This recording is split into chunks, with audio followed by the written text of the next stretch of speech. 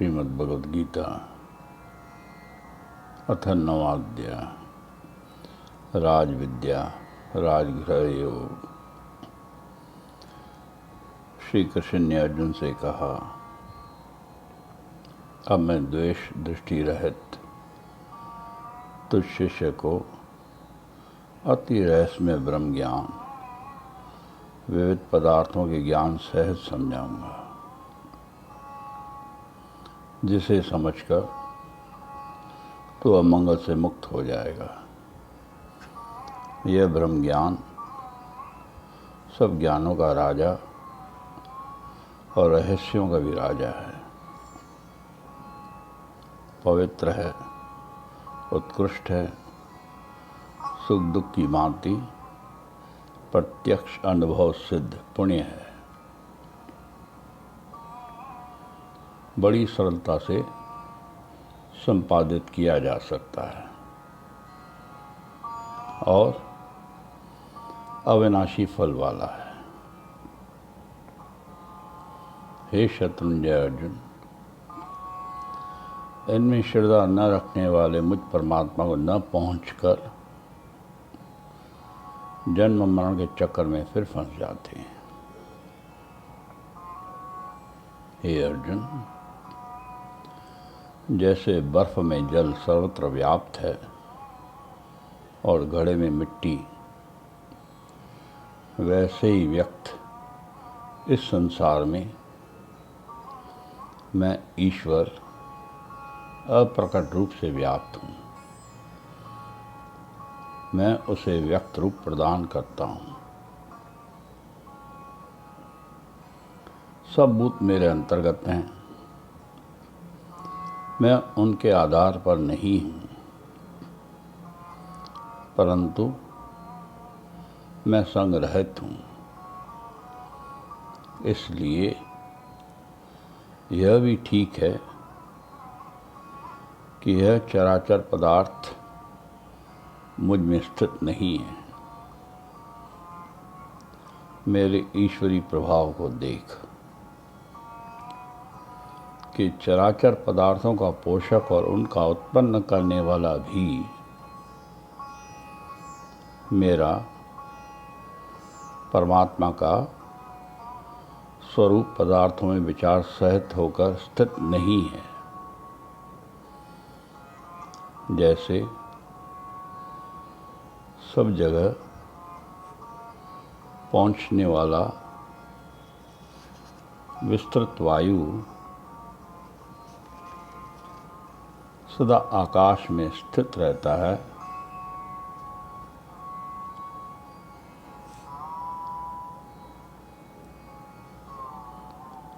उसके साथ उसका संग नहीं होता, वैसे ही सब पदार्थ मुझ में स्थित रहते हैं। हे कुंती पुत्र, प्रलय के समय सब पदार्थ जगत के कारण रूप प्रकृति में लीन हो जाते हैं। फिर सृष्टि के समय उस प्रकृति में लीन सब पदार्थों की यथा योग्य रचना करता हूँ। मैं अपनी प्रकृति माया का अधिष्ठाता बनकर अपने अपने कर्मों के अधीन हुए इन सब चराचरों को उनके कर्मों के अनुसार रचता रहता हूँ। हे अर्जुन, स्थिति प्रलय ये कर्म मुझको तो बांधते नहीं हैं, क्योंकि मैं किसी में राग द्वेष नहीं रखता। उनमें संकर्तापने को रखता हूँ। वे अर्जुन, जैसे चुंबक के पास रखने पर लोहा स्वयं आकर्षण रूप कार्य को करता है, वैसे ही मुझ अधिष्ठाता के सन्निकट रहने पर प्रकृति इस चराचर जगत को उत्पन्न करती है। इस प्रकार यह जगत पुनः पुनः उत्पन्न एवं प्रलीन होता है। अविवेकी मनुष्य मेरे इस उत्कृष्ट रूप को न समझकर मुझे मानुषी देह वाले देखते हैं और भक्ति नहीं करते। उनकी इस मूर्खता का कारण उनकी अल्प बुद्धि और इसी कारण उनकी इच्छाओं की आपूर्ति की निष्फलता है। यथार्थ ज्ञान न होने से उनकी निष्फलता है। व्यर्थ आशा एवं कम ज्ञान वाले मूर्ख लोग विवेक नाशी स्वभाव के अधीन रहते हैं, परंतु हे अर्जुन, जो विशाल बुद्धि हैं वे कर्मयोगियों के स्वभाव वाले मनुष्य मुझको सब भूतों का कारण और अविनाशी जानते हुए मेरी अनन्य भक्ति करते हैं।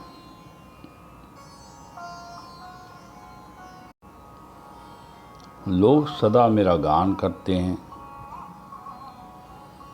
मेरी प्राप्ति के लिए दृढ़ता से यत्न करते हैं और भक्ति से नमस्कार करते हैं, और कर्म सन्यासी भी ज्ञान रूप से मेरी पूजा करते हैं और सर्वरूप मुझ ईश्वर की उपासना नाना प्रकार से करते हैं, क्योंकि मैं ही श्रौत कर्म हूँ, पंच महायज्ञ आदि स्मार्त कर्म मैं हूँ, पितरों को दिया जाने वाला अन्न, सब वनस्पतियाँ, मंत्र, कृत, अग्नि, हवन रूप कर्म सब मैं हूँ। इस जगत का पिता, माता, दाता, पितामह सब मैं हूँ। जानने योग्य पवित्र ओंकार, त्रिक, साम, यजु भी मैं हूँ। कर्मफल भरण करने वाला स्वामी, शुभाशुभ कर्म का साक्षी, वास स्थान, आश्रय, मित्र, उत्पत्ति, प्रलय, आधार, निदान और अविनाशी भी मैं हूँ।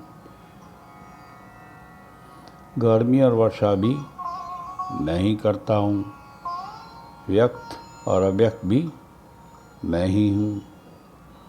तीनों वेदों में वर्णित सकाम कर्मों को करने वाले सोम रस व्यापी पापों से रहित हुए पुरुष यज्ञों से पूजा कर स्वर्ग की कामना करते हैं। यद्यपि पुरुष पुण्य कर्मों के फल स्वरूप स्वर्ग को प्राप्त हो देवी भोगों को भोगते हैं, परंतु उस विपुल स्वर्ग भोग को जाल को भोग चुकने पर स्वर्ग प्राप्ति के हेतु भूत पुण्य फल के खत्म होने पर मनुष्य लोक में आ जाते हैं। दैविक कर्मों के करने वाले इस प्रकार आवागमन में रहते हैं, परंतु जो जन मुझे ही सर्वत्र प्राप्य मानते हुए मेरी भक्ति करते हैं और नित्य एकाकी भाव से कर्मों में लगे हुए नित्य निष्काम कर्म योगियों के योग्य श्रेय का दायित्व मुझ पर है। सदा परमात्मा में समाहित चित्त होकर रहने वाले पुरुष मोक्ष सुख को अनुभव करते हैं। वे आवागमन के चक्कर में नहीं रहते। हे कुंती पुत्र, शास्त्र ज्ञान से हीन जो पुरुष दूसरे देवताओं की श्रद्धा से भक्ति करते हैं, वे भी मेरी पूजा करते हैं, परंतु उनकी यह पूजा विधि पूर्ण नहीं है, क्योंकि उन देवताओं में भी ईश्वर ही स्थित है। सब श्रौत एवं स्मार्त यज्ञों की रक्षा करने वाला और उनका फल देने वाला ईश्वर रूप मैं ही हूँ। परंतु ये दूसरे देवताओं के पूजक भक्त लोग मेरे इस स्वरूप को नहीं जानते, अतएव ठीक मार्ग से भ्रष्ट रहते हैं। नियम यह है कि देवताओं के पूजक उनसे देह फलों को प्राप्त करते, पितृदेह को और जड़ चेतन पदार्थों की यथा योग्य सेवन करने वाले फलों को प्राप्त होते हैं। इसी प्रकार जो परमात्मा के सच्चे रूप की उपासना करते हैं, वे मोक्ष रूप फल को प्राप्त करते हैं। जो मनुष्य पत्र, पुष्प, फल, जल कुछ भी प्रेम से मुझे समर्पित करता है, उस शुद्ध आत्मा द्वारा भक्ति से समर्पित किया हुआ वह पुष्प, पत्र आदि मैं ग्रहण करता हूँ। हे अर्जुन, सब कर्म, खाना पीना, यज्ञ और तप करना, जो कुछ भी है, मुझे समर्पित कर दे। ऐसा करने पर इन कर्मों के बंधन भूत शुभाशुभ फलों से मुक्त रहेगा और फल संन्यास रूप कर्मयोग से मुक्त होकर ईश्वर को प्राप्त रहेगा।